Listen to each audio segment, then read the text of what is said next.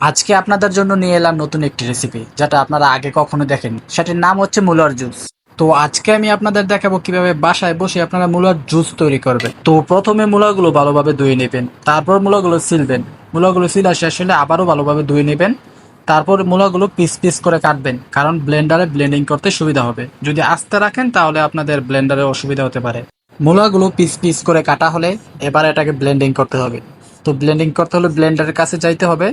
তো আমি আমার ক্যামেরাম্যানকে বললাম, তো আমার সাথে চলো, এবার ব্লেন্ডিং করার পালা। তো ক্যামেরাম্যানও আমার পিছে পিছে যাইতেছে। তো যেতে যেতে আমরা রুমে চলে গেলাম। রুমে এবার ব্লেন্ডিং করার পালা।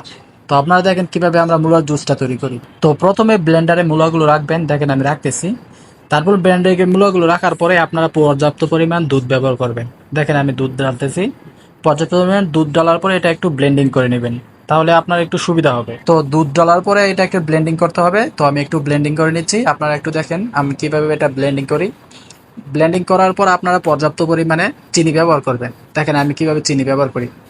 এখানে যতটুকু আপনারা জুস বানাবেন ততটুকু পরিমাণে আপনারা চিনি ব্যবহার করবেন, তারপর আবারও এটা ব্লেন্ডিং করবেন। তো ব্লেন্ডিং করতে করতে যখন এটা একদম ফ্রেশ হয়ে যাবে তখন এটা মূলত জুসের প্রক্রিয়া হয়ে গেছে। তারপর আপনারা পর্যাপ্ত পরিমাণে একটু লবণ দিয়ে নেবেন। দেখেন আমি লবণ দিয়ে নিচ্ছি।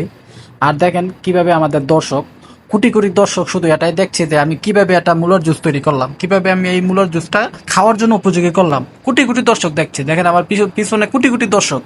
তো মূলার জুস প্রায় রেডি। তো আপনারা একটু দেখেন মূলার জুসটা কেমন হয়েছে। আমি আমার ক্যামেরাম্যানকে দেখালাম, ক্যামেরাম্যান বললো খুব সুন্দর হয়েছে, খুব ভালো হয়েছে, এটা স্বাস্থ্যের জন্য খুব উপযোগী। তো এটা এখন খাওয়ার জন্য রেডি। আহা, হাতটা ধুইয়া খান, হাতটা ধুইয়া খান। দিলেন তো আমার ভিডিওটা নষ্ট করে। এত খাওয়ার জন্য এত তাড়াও, একটু ধৈর্য ধরা যায় না? আল্লাহ, এটা খাওয়ার জন্য সবাই সিরিয়াল ধরে রইছে। কি এক বানাইলাম আমি, একজনের পর একজন, একজনের পর একজন সিরিয়াল ধরে খাইতেছে। তো আপনারা চাইলেও এটা বাসায় বসে আপনারা বানাতে পারেন। আর কিভাবে বানাবেন এটা তো দেখিয়ে দিলাম।